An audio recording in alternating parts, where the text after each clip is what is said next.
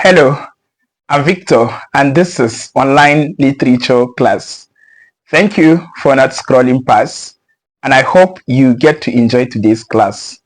Please give me a follow, comment on this video, like or share the video as it helps in improving my visibility.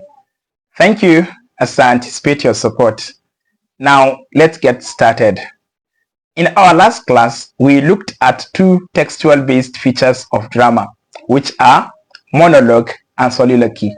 We looked at monologue and soliloquy as two textual-based features of drama, where we learned that monologue is a long speech made by an actor or character during a dramatic performance directed at either audience or some other characters in the play.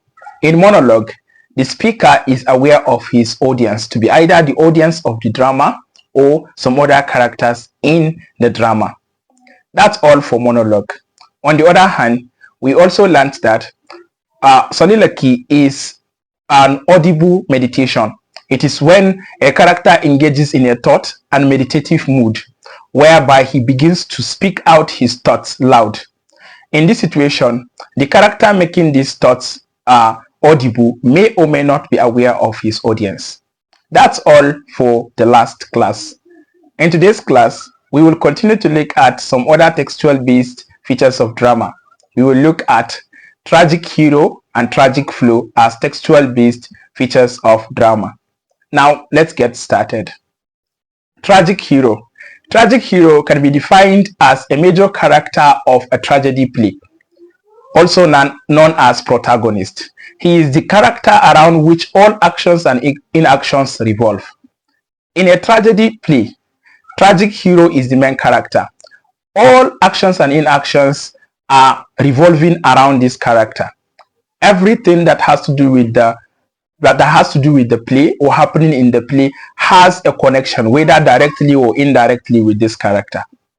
And because he will test death as a result of some qualities of himself, that is why we refer to him as a tragic hero. Normally, a hero is known for a person that wins, but in a tragedy play, the hero, who is the protagonist, will die, and that is why he is referred to, or she is referred to, as tragic hero. That's all for tragic hero. On the other hand, tragic flow.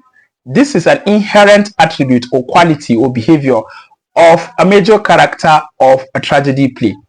These qualities or attributes from the beginning may be unknown to the audience and to even the actor himself. But actions or inactions from outside will trigger these qualities that are buried deep inside this major character. And when he exhibits them or when he puts them to practice, it leads to his downfall. And hence the term tragic flow. Flow refers to weakness or incompletedness of a person. Now, normally in tragedy play, heroes are extraordinary personalities, people that are actually built complete, strong, wise, wealthy, and all other influential attributes. And they are also sometimes good at the beginning, but then there's a quality within them which is unknown to them and even unknown to the audience of this drama. But action or inaction will eventually trigger these attributes, and these attributes are the same things that will actually lead to his or her downfall, and that is what we refer to as tragic flow. That's all for today's class. In summary, we have learned that tragic hero is the major character of a tragedy play.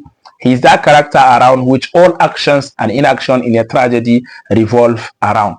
And we also learned that tragic flow is an inherent attribute or a buried attribute or quality of a major character of a tragedy play that will lead to his downfall. Thank you for staying through the class. I hope you've learned something. If you have a question, leave it in the comment section. And if you have a comment, leave that too in the comment section. I look forward to having you in our next class. I'm Victor. Bye.